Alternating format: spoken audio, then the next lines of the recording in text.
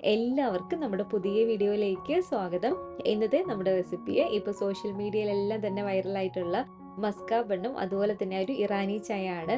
ഇത് രണ്ടും കൂടി കഴിക്കാൻ നല്ല അടിപൊളി ടേസ്റ്റുമാണ്. അതുപോലെ തന്നെ വീട്ടിലൊക്കെ ഉണ്ടാക്കിയെടുക്കാനാണെങ്കിൽ സിമ്പിൾ ആയിട്ടുള്ള റെസിപ്പിയാണ്. അപ്പം നമുക്കിത് എങ്ങനെയാണ് തയ്യാറാക്കുന്നതെന്ന് ഒന്ന് കണ്ടു നോക്കാം. കൂടാതെ ഈ ഒരു വീഡിയോ കണ്ടുകൊണ്ടിരിക്കുന്ന സമയത്ത് നിങ്ങൾക്ക് ഇഷ്ടപ്പെടുവാണെങ്കിൽ മറക്കാതെ തന്നെ ഒരു ലൈക്ക് ബട്ടണും കൂടി ഒന്ന് ക്ലിക്ക് ചെയ്യണേ. ചാനൽ ഒന്ന് സബ്സ്ക്രൈബ് ചെയ്ത് സപ്പോർട്ടും കൂടി ചെയ്യുക. അപ്പോൾ അതിനായിട്ട് ആദ്യം തന്നെ നമുക്കിതിലേക്ക് വേണ്ടത് റൂം ടെമ്പറേച്ചറിൽ വെച്ചിട്ട് നല്ല സോഫ്റ്റ് ആയിട്ടുള്ള ബട്ടറാണ്. അത് ഉപ്പില്ലാത്ത ബട്ടർ വന്നിട്ട് എടുക്കാൻ വേണ്ടിയിട്ട് അൺസാൾട്ടഡ് ബട്ടർ ഇതിലേക്ക് ഞാൻ 150 ഗ്രാമോളം എടുത്തിട്ടുണ്ട്. അപ്പോൾ നല്ല സോഫ്റ്റ് ആയിട്ടുള്ള ഈ ഒരു ബട്ടർ ഇതുപോലെ ഈ ഒരു പാത്രത്തിലേക്ക് ഇട്ട് കൊടുത്തിട്ടുണ്ട്. ഈ ഒരു ബട്ടർ നമുക്ക് ഇതുപോലെ ഒരു വിസ്ക് വെച്ചിട്ടൊന്ന് ബീറ്റ് ചെയ്തിട്ട് എടുക്കാം. ഈ ഒരു കൈ കൊണ്ടുള്ള ഈ ഒരു വിസ്ക് അല്ലാതെ ബീറ്റർ വെച്ചിട്ട് നിങ്ങൾക്ക് വേണമെങ്കിലും ബീറ്റ് ചെയ്തിട്ട് ഇത് എടുക്കാവുന്നതാണ്. അപ്പോൾ ഇതുപോലെ നമ്മളൊന്ന് ബീറ്റ് ചെയ്തെടുത്തതിന് ശേഷം ഇനി ഇതിലേക്ക് ചേർത്ത് കൊടുക്കേണ്ടത്, ഞാനിപ്പോൾ ഇതിലേക്ക് ചെറിയൊരു സ്പൈസസ് ചേർത്ത് കൊടുക്കുന്നുണ്ട്. ഇതിലേക്ക് കറുവപ്പട്ടയും ഏലക്കായും കൂടെ ഒരുമിച്ചിട്ട് പൊടിച്ചതാണ് കേട്ടോ ഇത്. അത് ഒരുപാടൊന്നും ചേർത്ത് കൊടുക്കേണ്ട, നല്ലൊരു ഫ്ലേവറിന് വേണ്ടിയിട്ടാണ് ഇത് ചേർത്ത് കൊടുക്കുന്നത്. അതൊരു 1/4 ടീസ്പൂണിലും താഴെ ഇതുപോലെ കുറച്ചൊന്ന് ചേർത്ത് കൊടുത്തിട്ടുണ്ട്. അതുപോലെ തന്നെ ഒരു 1/4 ടീസ്പൂൺ അളവിൽ വാനില എസൻസും കൂടി നമുക്ക് ഇതിലേക്ക് ഒഴിച്ചു കൊടുക്കാം. പിന്നെ നമുക്ക് ഇതിലേക്ക് വേണ്ടത് മധുരത്തിനായിട്ടുള്ള കണ്ടൻസ്ഡ് മിൽക്ക് ആണ്. നിങ്ങൾക്ക് ഈ ഒരു കണ്ടൻസ്ഡ് മിൽക്കിന് പകരം പഞ്ചസാര പൊടിച്ചിട്ട് വേണമെങ്കിലും ചേർത്ത് കൊടുക്കാം കേട്ടോ. പക്ഷെ കുറച്ചും കൂടി നല്ലൊരു ടേസ്റ്റ് കണ്ടൻസ്ഡ് മിൽക്ക് തന്നെ ചേർത്ത് കൊടുക്കുമ്പോഴാണ്. കണ്ടൻസ്ഡ് മിൽക്ക് ഒഴിച്ചു കൊടുക്കുമ്പോൾ നമ്മുടെ ഒരു മധുരത്തിനനുസരിച്ച് ചേർത്ത് കൊടുക്കുക. അതുപോലെ തന്നെ ഒഴിച്ചു കൊടുക്കുമ്പോൾ ഒരുപാടങ്ങ് ഒഴിച്ചു കൊടുത്ത് ഈ ക്രീം ഒത്തിരി അങ്ങ് ലൂസായി പോവുകയും ചെയ്യരുത്. അപ്പം മധുരത്തിന്റെ ആവശ്യത്തിന് കണ്ടൻസ്ഡ് മിൽക്ക് ഒഴിച്ചു കൊടുത്തിട്ട് നന്നായിട്ട് വീണ്ടും ഒന്ന് ബീറ്റ് ചെയ്തിട്ട് എടുത്താൽ മതി. അപ്പോൾ ബീറ്റർ വെച്ചിട്ട് ചെയ്യുവാണെങ്കിൽ കുറച്ചും കൂടി ഒരു ക്രീം നമുക്ക് നല്ല തിക്കാക്കി എടുക്കാൻ പറ്റും. അപ്പോൾ കൈ കൊണ്ടുള്ള ഒരു വിസ്ക് വെച്ചിട്ട് ചെയ്താലും കുഴപ്പമൊന്നുമില്ല. നല്ല അടിപൊളിയായിട്ട് തന്നെ നമുക്ക് ഇതുപോലെ ചെയ്തിട്ട് എടുക്കാം. അപ്പോൾ ഇതുണ്ടല്ലോ, ഈ ഒരു ക്രീം ഇവിടെ റെഡി ആയിട്ടുണ്ട്. ഇനി നമുക്ക് ഒരു ഇറാനി ചായ റെഡിയാക്കാനായിട്ട് ഈ ഒരു പാത്രത്തിലേക്ക് 2 കപ്പ് അളവിൽ വെള്ളം ഒഴിച്ചു കൊടുക്കുകയാണ്. ഇതൊരു 400 ml വെള്ളമുണ്ട്. ഇതിലേക്ക് 1 ടേബിൾ സ്പൂൺ അളവിൽ തേയിലപ്പൊടി ഇട്ട് കൊടുക്കാം. നമ്മുടെയൊക്കെ അടുത്തുള്ള ഓരോരുത്തരുടെയും തേയിലപ്പൊടിയുടെ ഒരു കടുപ്പൊക്കെ വ്യത്യാസമായിരിക്കും. അപ്പോൾ അതിനനുസരിച്ച് ചേർത്ത് കൊടുക്കുക. ഇതിപ്പോൾ അത്യാവശ്യം നല്ല സ്ട്രോങ് ആയിട്ടുള്ള തേയിലപ്പൊടിയാണ്. ഇതിലേക്ക് 2 ടേബിൾ സ്പൂൺ അളവിൽ പഞ്ചസാരയും അതുപോലെ ഒരു 5-6 ഏലക്ക ചതച്ചതും കൂടി ഇട്ട് കൊടുത്തിട്ടൊന്ന് മിക്സ് ചെയ്യുക.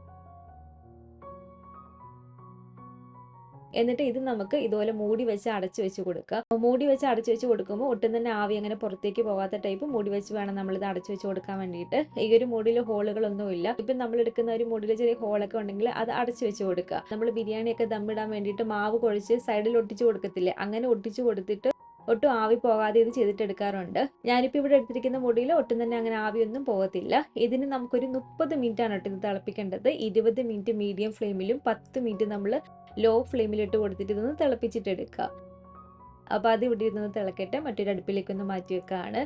ഇനി ഇതുപോലെ ഒരു പാത്രത്തിലേക്ക് 1/2 ലിറ്റർ അളവിൽ പാൽ ഒഴിച്ചു കൊടുക്കാം. പാൽ ഒഴിച്ചു കൊടുത്ത് ഇതുപോലെ നല്ല പോലെ തന്നെ ഇളക്കി പാല് ചെറുതായിട്ട് നമ്മളൊന്ന് തിക്കാക്കി എടുക്കണം കേട്ടോ. ഈ ഒരു ഇറാനി ചായ എന്ന് പറയുന്നത് തന്നെ നല്ല കടുപ്പമുള്ള ഒരു തേയിലയുടെ ഒരു മിക്സിലേക്ക് അത്യാവശ്യം കുറുകിയ ഒരു പാൽ ഒഴിച്ചു കൊടുക്കുന്നതാണ്. അപ്പം പാലൊന്ന് അത്യാവശ്യം ഒന്ന് കുറുകി വരട്ടെ. ഇനി നമുക്ക് ഇതിലേക്ക് മെയിൻ ആയിട്ട് വേണ്ടത് ഇതുപോലെ നല്ല സോഫ്റ്റ് ആയിട്ടുള്ള ബണ്ണാണ് കേട്ടോ. ഈ ഒരു മസ്ക ബണ്ണ് റെഡിയാക്കാൻ വേണ്ടിയിട്ട് നമ്മൾ നല്ല സോഫ്റ്റ് ആയിട്ടുള്ള ബണ്ണ് തന്നെ എടുക്കണം. ഈ ഒരു ബണ്ണ് ഇതുപോലെ കട്ട് ചെയ്തിട്ട് നമുക്ക് ഈ ഒരു ക്രീം 2 സൈഡിൽ ഇതുപോലെ ഒന്ന് തേച്ച് കൊടുക്കാം.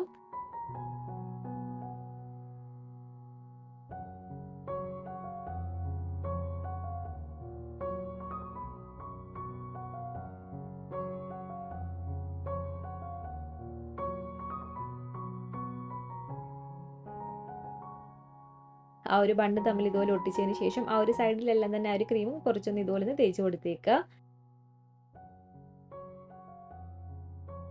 അപ്പോൾ ഇത് കണ്ടില്ലേ, ഇത്രയേ ഉള്ളൂ. ഈ ഒരു മസ്ക ബൺ ഇവിടെ റെഡി ആയിട്ടുണ്ട്.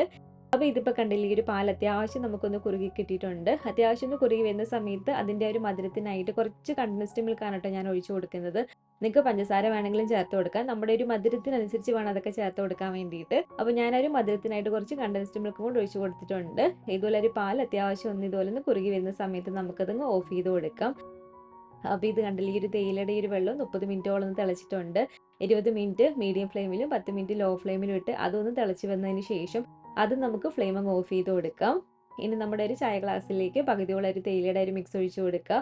അതിനുശേഷം ആ ഒരു പാലിൻ്റെ മിക്സും കൂടി ഇതുപോലെ ഒഴിച്ചു കൊടുത്തിട്ട് നമ്മൾ മിക്സ് ചെയ്തങ്ങ് കുടിച്ചാൽ മതി. നല്ല അടിപൊളി ടേസ്റ്റി ആയിട്ടുള്ള ഇറാനി ചായയും ഈ ഒരു മസ്ക ബൺ ഇവിടെ റെഡി ആയിട്ടുണ്ട്. ഈ ഒരു ഇറാനി ചായയിൽ ഈ ഒരു മസ്ക ബൺ ഇതുപോലെ മുക്കി കഴിക്കുമ്പോൾ നല്ല അടിപൊളി ടേസ്റ്റ് തന്നെയാണ് കേട്ടോ. ഇടയ്ക്കൊക്കെ മധുരം കഴിക്കാൻ ഇഷ്ടമുള്ളവരാണെങ്കിൽ ഇടയ്ക്കൊക്കെ ഇതുപോലെ നമുക്ക് വീട്ടിൽ ട്രൈ ചെയ്ത് നോക്കാൻ പറ്റിയൊരു ഐറ്റം തന്നെയാണ്.